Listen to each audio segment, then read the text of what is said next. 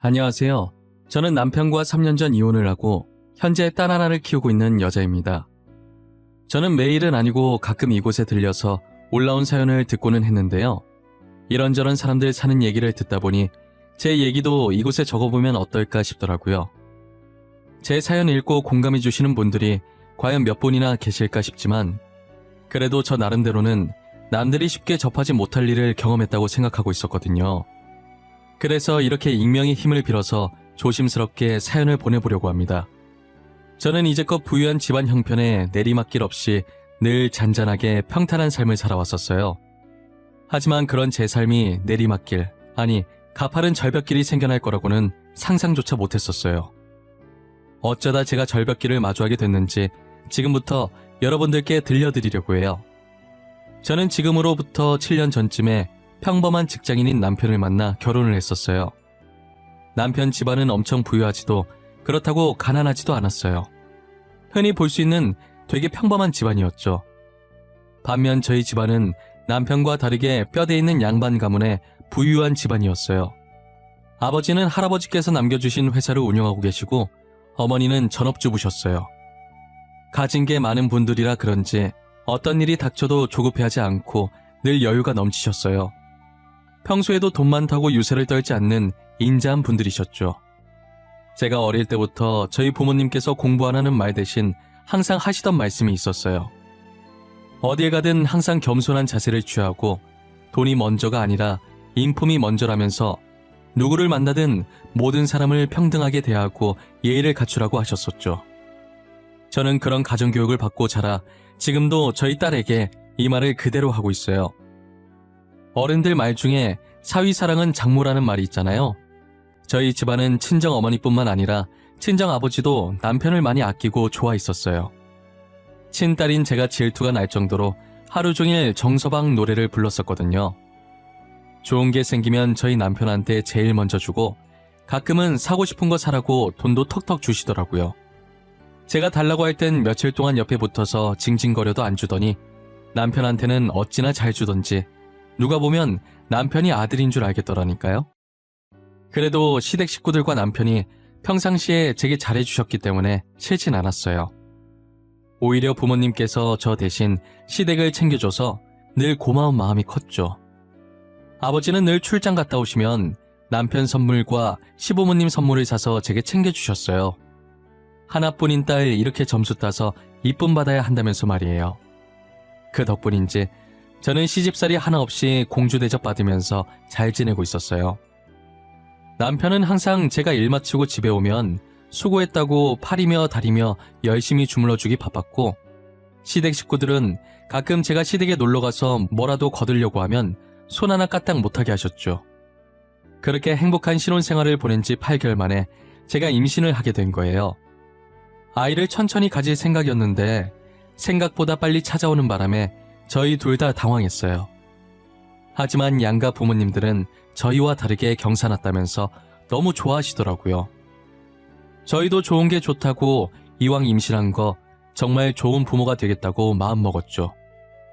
제가 첫째가 딸이라는 소리를 듣고 혹시나 시부모님께서 서운해하시면 어쩌나 했는데 딸이면 어떠냐고 아들은 다음에 낳아도 된다면서 오히려 저를 더 걱정하시더라고요. 저를 친딸처럼 생각해주시는 시부모님을 보고 괜히 눈물이 나서 아이처럼 소리내서 엉엉 울었어요. 그때가 식당이었는데 갑자기 제가 오니까 시부모님이 당황하셔서 어쩔 줄 몰라 하시더라고요.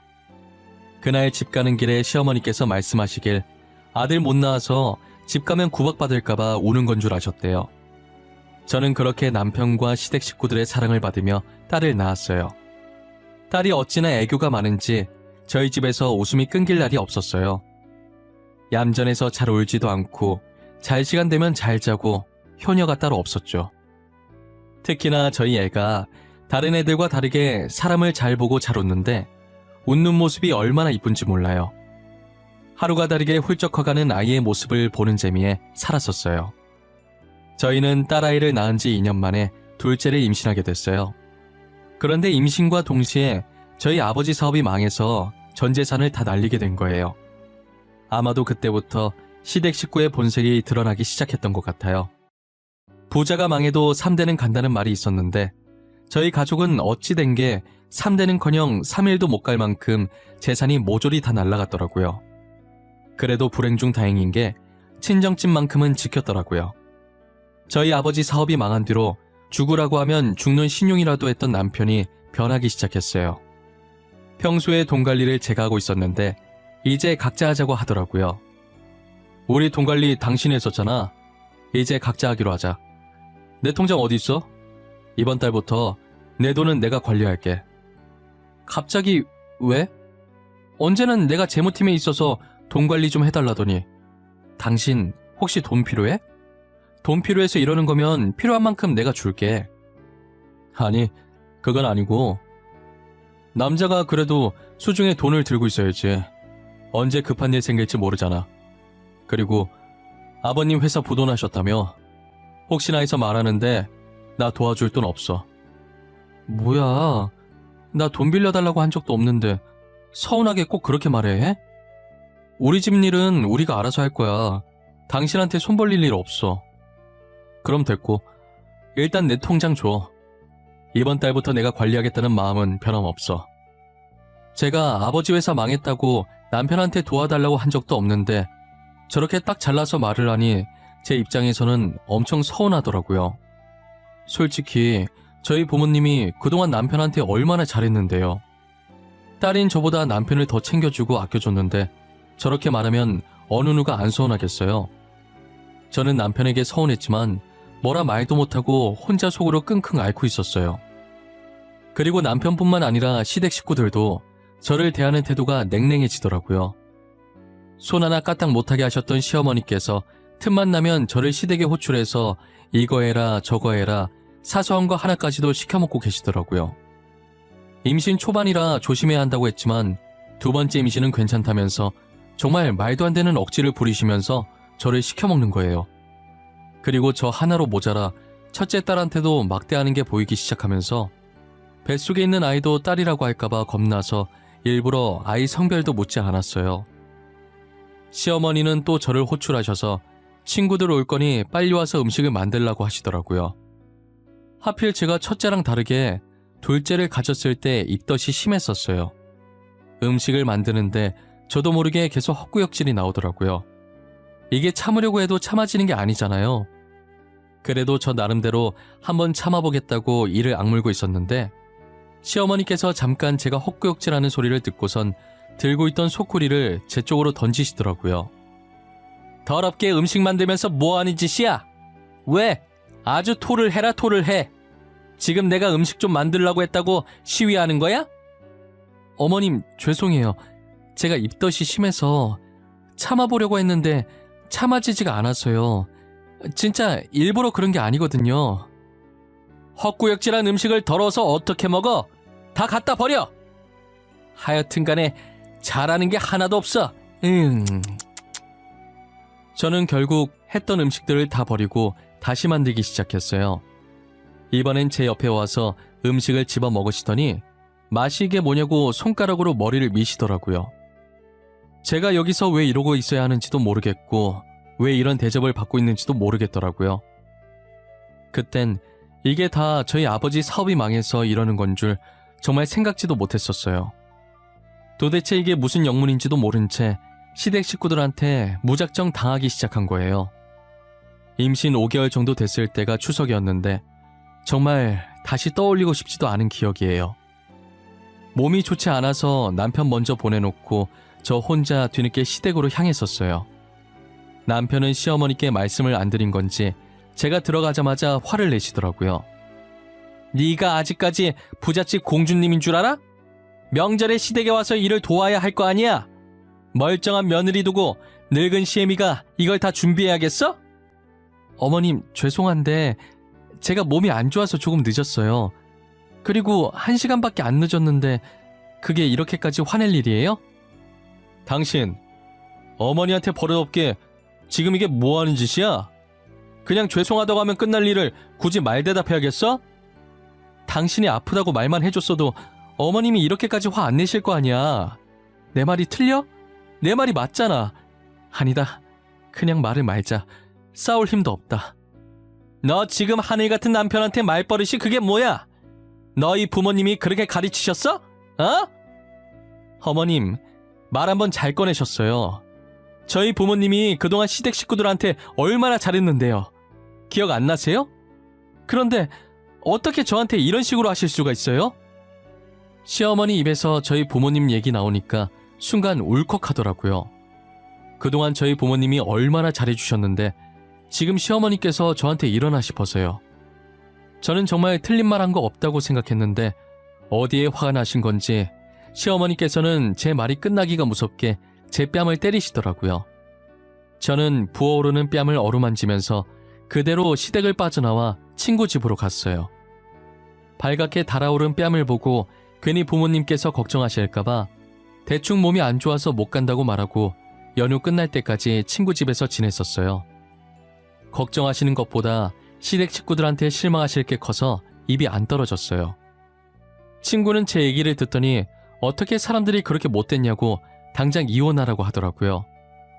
저도 당장 이혼하고 싶었지만 아이들이 있으니 그게 마음처럼 쉽게 안 되는 거예요. 저만 참으면 다 괜찮을 것 같다는 안일한 생각을 하면서 지냈어요. 어찌저찌 시댁 식구들의 횡포를 견디고 둘째를 출산하게 됐어요. 둘째를 낳고 보니 남편을 쏙 빼닮은 아들이더라고요. 아들 얼굴이 보고 싶지 않을 정도로 남편과 많이 닮았었어요. 그러면 안 됐는데 산후조리원에서 입원하는 동안 한 번도 아들 얼굴을 보지 않았어요. 시어머니께서는 손자라고 아주 좋아 죽더라고요. 집으로 아들을 데리고 돌아왔을 때 저희 딸이 동생 보려고 다가가면 시어머니께서 못 보게 막더라고요. 더러운 손으로 만지는 거 아니라는 둥, 애 얼굴 닳는다는 둥, 이상한 말을 하면서 딸에게 화내시더라고요. 저는 그대로 딸을 안아들고 친정집으로 도망을 왔었어요. 연락도 없이 갑자기 저 혼자 딸아이를 안고 오니 친정 부모님께서는 당연히 놀라셨죠. 그간 시댁에 있었던 일을 전부 친정 부모님께 말씀드렸어요. 당장이라도 이혼하라고, 그동안 자신들이 어떻게 했는데 은혜를 이따위로 갚냐고 난리셨어요. 애들을 봐서라도 참고 지내려고 했는데 도저히 안 되겠는 거예요. 애들 지키려고 계속 거기 있었다간 제가 먼저 죽을 것 같더라고요. 저는 이혼 서류만 우편으로 보내주고 남편을 만나지 않았어요.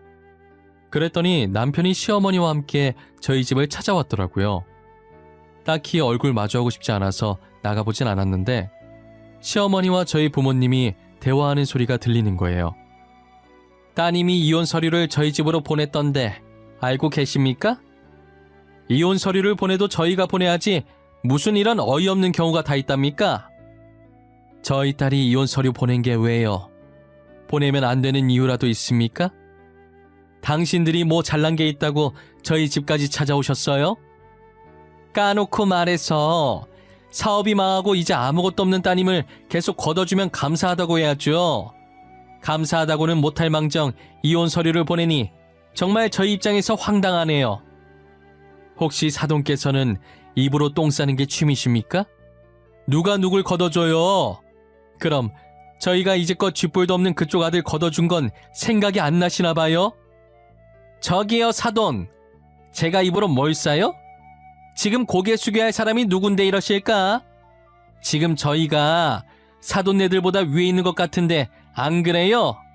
미안한데 이 집만 해도 당신들이 가진 재산보다 많아요. 저희는 손해볼 거 전혀 없는데.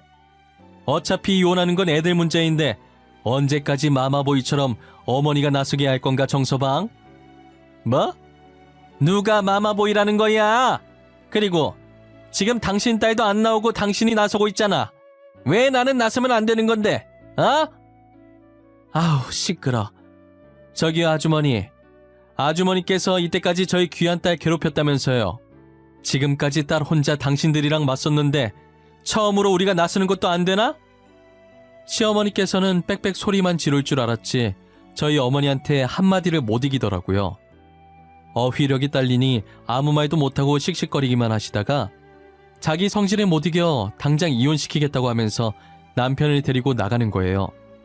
그러더니 나중에 다시 어머니한테 연락해서 손녀는 데리고 가던가 말던가 알아서 하고 손자는 자기 핏줄이라면서 절대 못 준다고 했다더라고요. 누가 들으면 제가 딸을 어디서 주워온 줄 알겠더라니까요. 아들이 남편이랑 너무 쏙 빼닮아서 어차피 데려오고 싶은 마음도 없었어요. 그렇게 저희는 합의 이혼을 했고 혼인 파탄의 책임이 시댁에게 조금 더 있다고 판정이 나서 저는 위자료를 조금 챙기고 완전히 헤어졌어요. 혼자서 딸아이를 키우게 됐지만 어릴 때부터 워낙 순했기 때문에 크게 어려움은 없었어요. 저희 부모님 말도 얼마나 잘 듣던지 이쁨 받으면서 잘 자라고 있었죠. 그리고 아버지께서는 어떻게든 집안을 다시 살려보겠다고 아등바등 거리셨어요. 평생 회사에 앉아만 계시다가 난생 처음 몸쓰는 막노동을 해보셨어요. 역시 나이도 있으시고 고된 일을 처음 해보시니 하루 만에 알아놓으셨더라고요. 어머니도 식당 일을 하셨지만 좀처럼 집안이 일어날 기미가 안 보였어요. 끝까지 친정집을 지켜보려고 했는데 결국 그 집을 팔고 이사를 가기로 결정했어요. 그런데 어차피 집이 크니까 파는 것보단 그 집을 다른 사람한테 월세나 전세를 주고 그 돈으로 두 분이서 살만한 원룸이나 투룸을 구하는 게 낫겠다는 생각이 드는 거예요. 제가 계산을 해보니 그렇게 해도 돈이 남았었거든요. 부모님은 제 말처럼 본가를 다른 사람에게 월세 내어주고 그 돈으로 투룸 월세를 구하셨어요. 그리고 저희는 이사갈 준비를 하려고 짐을 싸고 있었죠. 이삿짐 정리를 하는데 서랍 안에 자물쇠로 잠긴 낡은 상자가 하나 나오더라고요. 자물쇠 비밀번호를 알아야 하는데 아무도 비밀번호를 몰라서 결국 칼로 상자를 잘라버렸어요. 낡은 상자 속엔 상자만큼이나 낡은 땅 문서가 들어있었어요. 그것도 하나가 아니라 둘이나 들어있더라고요. 할아버지가 몰래 숨겨놓으셨던 땅 같았는데 명의를 보니 제 이름으로 되어 있더라고요. 문서와 함께 편지가 하나 있었는데 혹시나 집안이 망하게 될 때를 대비해서 제 이름으로 땅을 사두셨다고 적혀 있는 거예요. 할아버지는 정말 몇 수 앞을 내다보고 계셨던 건지 저희 부모님이랑 편지를 보면서 감탄했어요. 현재 그 땅 시세가 얼마나 될까 궁금해서 알아보니 현재 하늘을 찌르고 있더라고요. 제가 곰곰이 생각해보니 요즘 들어서 자꾸 저한테 땅 팔라는 전화와 문자가 왔었는데 저는 당시에는 단순하게 신종 보이스피싱인 줄만 알았었어요. 아버지 사업하고 있을 때 연락 왔으면 아버지가 가지고 있는 땅 때문에 이러나 라고 생각했을 텐데 현재 사업 말아먹어서 다 잃었는데 무슨 땅을 말하나 싶었거든요. 그런데 그 사람들이 말한 땅이 바로 이 땅들이었던 거예요. 이 땅들도 알고 보니 최근에 갑자기 시세가 올랐다고 하더라고요. 말 그대로 저희 집안은 지혜로우신 할아버지 덕분에 다시 돈방석에 앉게 된 거죠. 저는 부모님을 모시고 땅 문서에 적힌 주소를 찾아가 보기로 했어요. 도착해보니 삐까뻔쩍한 번화가 사이에 폐건물이 하나 덩그러니 있더라고요. 저희도 지나가다 한 번씩 본 적이 있는 건물이었어요. 도대체 저기는 나중에 뭘 하려고 저렇게 해놨나 했었는데 그게 제 건물이었던 거죠. 저는 폐건물을 보다가 가방에서 통장을 꺼내 그동안 일하면서 모았던 돈이라고 아버지께 주면서 그동안 키워줘서 감사하다고 건물 리모델링해서 이제 임대료 받아 먹으면서 편하게 지내라고 했어요. 아버지는 떨리는 손으로 제 통장을 받으시더니 통장에 얼굴을 묻고 우시더라고요.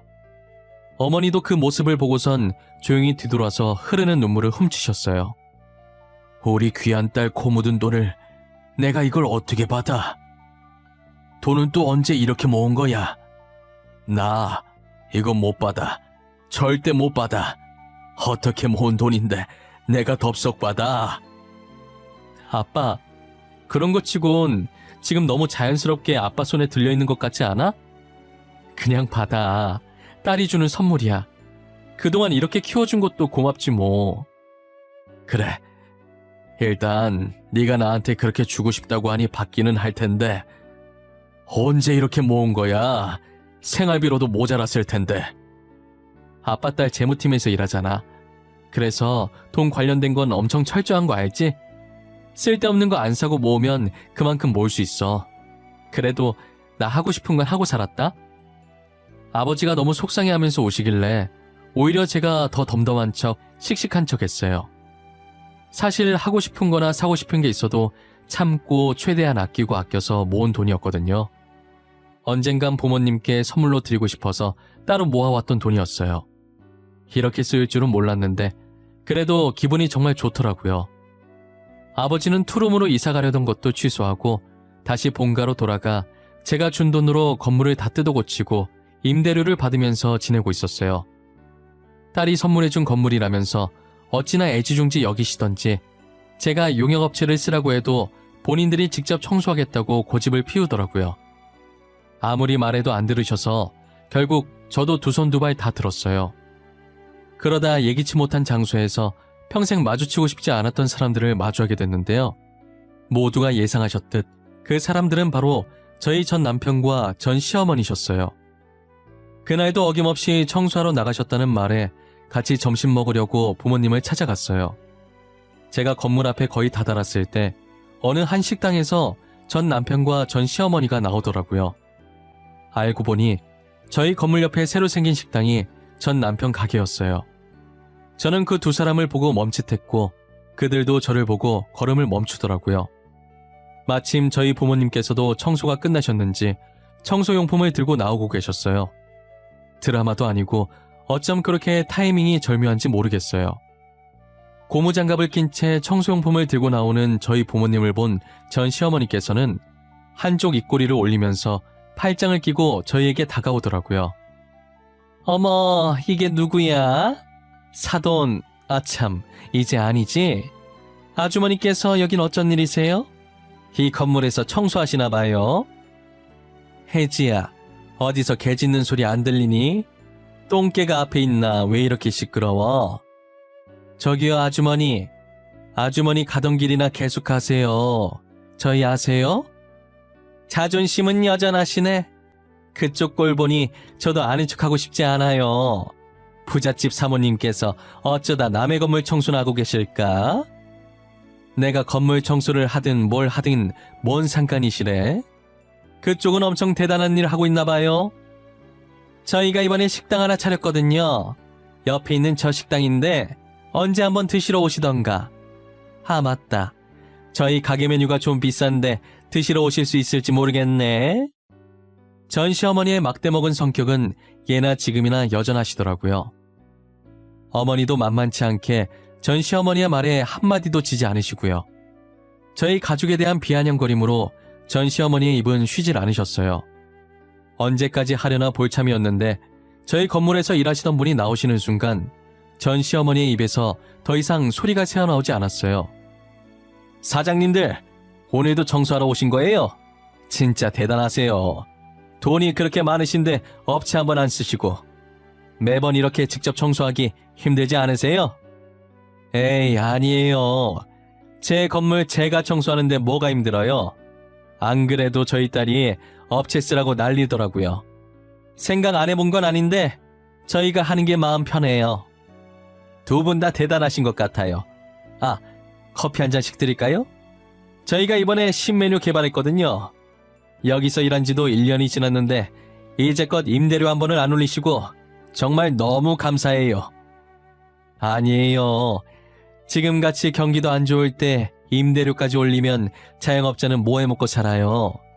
있는 사람이 좀 도와주고 하는 거죠. 신메뉴 맛이 어떨지 궁금한데 한 잔 마셔볼까요? 저희 어머니와 세입자의 대화를 듣던 전 시어머니와 남편은 가만히 서서 눈만 굴리고 있더라고요. 그러다 저희 부모님은 세입자를 따라 신메뉴 맛보러 카페 안으로 들어가셨고 곧이어 저도 뒤따라 들어가려는데 전 시어머니께서 제 손목을 붙잡으시는 거예요. 전 시어머니의 표정을 보니 제게 묻고 싶은 말들이 너무 많아 보이시더라고요. 저는 그 손을 뿌리치고 아까 전 시어머니가 저희 부모님께 그랬듯 똑같이 팔짱을 끼고 무슨 할 말이라도 있냐는 표정으로 쳐다봤어요. 제가 할 말 있으면 빨리 하라고 하니 저게 다 무슨 말이냐고 물어보는 거예요. 저는 아무렇지 않게 방금 들은 그대로라고 저 건물 저희 부모님 건물이라고 말했죠. 어떻게 된 일이냐고 물어보시길래 제가 꼭 대답을 해야 되냐고 말하고 카페로 들어왔어요. 카페 안으로 들어와 전 시어머니와 전 남편을 몰래 지켜보니 뻥진 표정으로 서 있다가 자신의 머리를 주먹으로 치더니 주랭랑 치시더라고요. 번데기 앞에서 주름 잡은 꼴이니 아까까지 자신들이 했던 행동이 얼마나 쪽팔리겠어요. 저는 그동안 당한 수모들에 대해 한 방 먹인 기분이 들어서 좋더라고요. 그런데 이게 제 발목을 잡기 시작할 줄은 꿈에도 몰랐어요. 전 시어머니와 전 남편은 저희가 다시 부자가 됐다는 것을 알고 들러붙기 시작했죠. 저희가 마주쳤던 그날 이후로 부모님 건물 앞을 기웃거리시면서 친한 척을 하셨나봐요. 사돈으로 함께했던 시간들을 생각해보라고 하는 말에 어머니가 기가 찼다고 하시더라고요. 전 시어머니뿐만 아니라 전 남편도 제 회사까지 찾아와서 다시 잘해보자고 하고 난리도 아니었죠. 결국 거머리 같은 시댁 식구들을 피해 부모님은 용역업체에다가 건물 청소를 맡겼고, 저는 오랫동안 다니던 회사를 그만두고 다른 회사로 이직을 하게 되었어요. 이제 마주칠 일 없을 거라 생각했는데 저희가 이사를 가지 않았으니 시댁 식구들은 친정까지 와서 들러붙기 시작하더라고요. 어머니는 그럴 때마다 주방에서 소금을 들고 나와 대문 앞에 있는 그들에게 뿌렸어요. 그 정도 했으면 자존심 상하고 지칠 만도 한데 매일같이 찾아오더라고요. 저희는 참다 못해 그 집을 다시 다른 사람에게 세를 주고 이사를 갔어요. 이사를 간 후로는 시댁 식구들을 마주치지 않게 됐고 진작에 이사를 갈 걸 그랬나 싶었어요. 그로부터 반년 뒤에 시댁 식구들의 소식은 뉴스를 통해 알 수 있었죠. 시댁이 운영하던 식당에서 일하던 한 알바생의 고발로 반찬 재사용 논란이 생긴 건데요. 알바생이 찍어놓은 증거 영상을 보니 빼도 박도 못하겠더라고요. 저희 가족은 뉴스를 보며 혀를 찼고 망신살도 이런 망신살이 없었어요.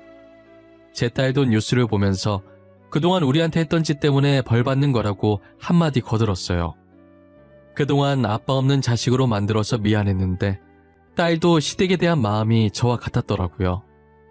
저렇게 뉴스까지 났는데 식당은 잘 될 리 없었고 손님이 완전히 끊겨버리자 식당 문을 닫게 됐어요. 막상 저런 상황이 오니 통쾌하기보다 제 딸아이의 아빠라서 그런지 불쌍하다는 생각이 들었어요. 그러다 저와 딸에게 한 행동을 곱씹으며 상처 준 만큼 돌려받는 것뿐이라고 독하게 마음먹었죠. 지금 저희 가족은 예전보다도 더 잘 지내고 있어요. 딸도 이제 유치원을 다니면서 아빠 없이도 씩씩하게 잘 커주고 있고요. 저와 저희 부모님도 아빠의 빈자리를 못 느끼게 해주려고 노력하고 있어요. 딸이 남편보다 저를 닮았는지 어린 게 똑 부러져서 벌써부터 말을 되게 잘하더라고요. 저는 요즘 딸아이 하나만 바라보면서 열심히 이 각박한 세상을 잘 버티고 있어요. 딸아이를 안 낳았으면, 아니, 딸아이를 안 데리고 왔으면 어쩔 뻔했나 싶어요. 혼자 살겠다고 도망쳐 나왔으면 분명 이렇게 행복하게 살지 못했을 거예요. 저는 딸아이가 지금처럼 저희와 추억 많이 쌓으면서 행복하고 씩씩하게만 자라주었으면 좋겠어요. 공부 못해도 되니까 오래오래 제 옆에 있으면서 건강만 했으면 하는 바람입니다. 여러분들도 실패했다고 바로 좌절하지 마세요. 저희 가족처럼 언젠가는 정말 특별한 행운이 찾아올 거예요. 제 이야기는 여기까지입니다. 여기 계신 모든 분들이 행복한 꽃길만 걸으셨으면 해요. 제 긴 이야기를 들어주셔서 정말 감사하고 늘 건강하세요.